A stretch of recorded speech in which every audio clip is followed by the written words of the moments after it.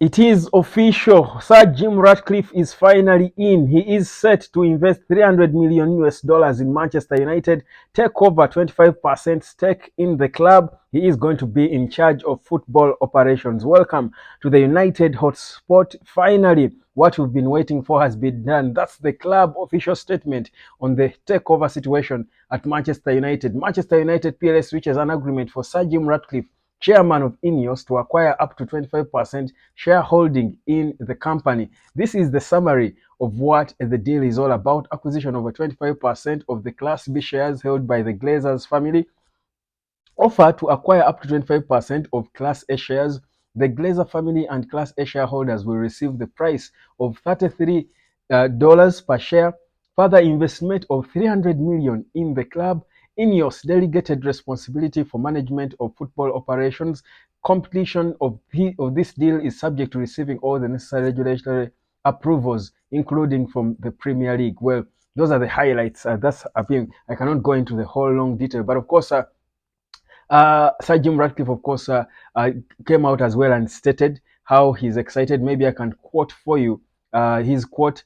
We are here for the long term and recognize that a lot of challenges and hard work lie ahead, which we will approach with rigor, professionalism, and passion. We are committed to working with everyone at the club, the board, staff, players, and the fans to drive the club forward. Our shared ambition is clear. We all want to see Manchester United back where we belong, at the very top of English football and European football, of course, and world football as well. Sir Jim Ratcliffe, those are part of his statements, and of course, we said that as a local boy and a lifelong supporter that of the club, I am very pleased that we have been able to agree a deal with Manchester United board that delegates us management responsibility of football operations of the club. Whilst the commercial success of the club has ensured there have always been available funds to win trophies at the highest level, this potential has not been fully unlocked in recent times. We bring the global knowledge, expertise, and talent from the wider INEOS Sport Group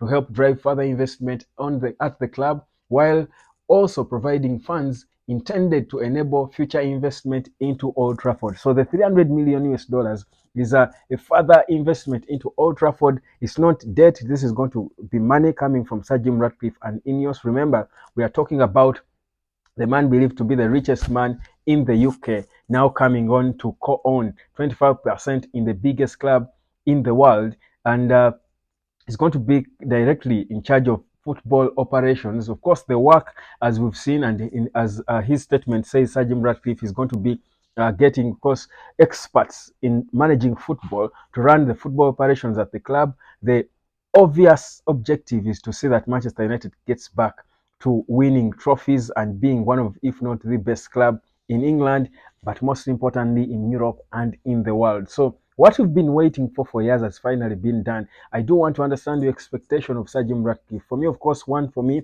is simple. If you're in charge of football matters, the first thing you've got to do at Manchester United is, after assessing and of course, putting together a board, constituting a proper board, and getting in your men and putting this proper structure. I think for me, when it comes to the proper implementation of stuff, they have got to be bringing back Mason Greenwood. That is one of the top things on the agenda. Find ways of managing the return of Mason Greenwood. How do you deal with it? How do you initiate him back and make sure he has got a safe landing from what could be a poisonous or toxic supporters? That for me is one of the major things that I will look at when Sir Jim Ratcliffe comes in. Of course, the money as well and how it will be spent will be important. But before spending the money, we've got to think about what changes we make, so that it's never been about the money at United. Even before his 300 million, the Glazers have always had the funds to invest in signings. But how are they spending the money? What is the direction we are taking as football at Manchester United? That's so important. And I do want to see what will go on with that. So you can give your opinions, of course, on the whole Sir Jim Ratcliffe situation. But the reality is, this is good, because finally it brings a proper sense of clarity, and it is good for everyone, from the managers, the players, to the fans. We now know that Sheikh Jassim is no more. We've got to forget about it. There have been pages that still made it look like there's still a chance that Sheikh Jassim would come in as the 100% owner of the club. But the Glazers, really, like we've been saying here, They did want to sell, but for a price that many felt was too high. That is why they thought maybe if we get over 1.4 billion for just 25% of the club, that's a proper deal. That's as much as most of the other clubs in the Premier League cost. So it is a new dawn that has been marked. It's official. A new dawn is about to be marked at Manchester United. Sir Jim Ratcliffe comes with a lot of course, expectations, but the reality is the fans are divided.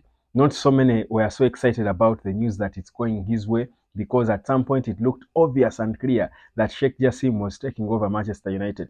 But the issues that Manchester United had have got to be solved, and it is good that there are football issues, and it is good that the Glazers have surrendered football matters mostly to Sir Jim.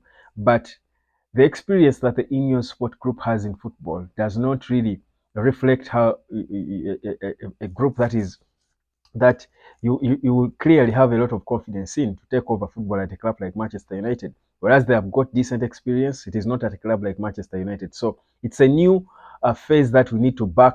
I think we need to try it out together. We need to go into it together as fans with hope and belief that they will put things right, because the rot behind the scenes, the rot in the boardroom, the rot in decision making has been affecting the performance of the club as a whole on the pitch. So there is obviously a lot of expectation. There's perhaps this time these players will have something and someone to play for. We've been talking about it for the longest time. Obviously, these players have been looking unmotivated, like they don't know who they are playing for. You saw that game, the loss, rather the loss against West Ham. You saw how the players were, the body language of the players. You felt there was no fight.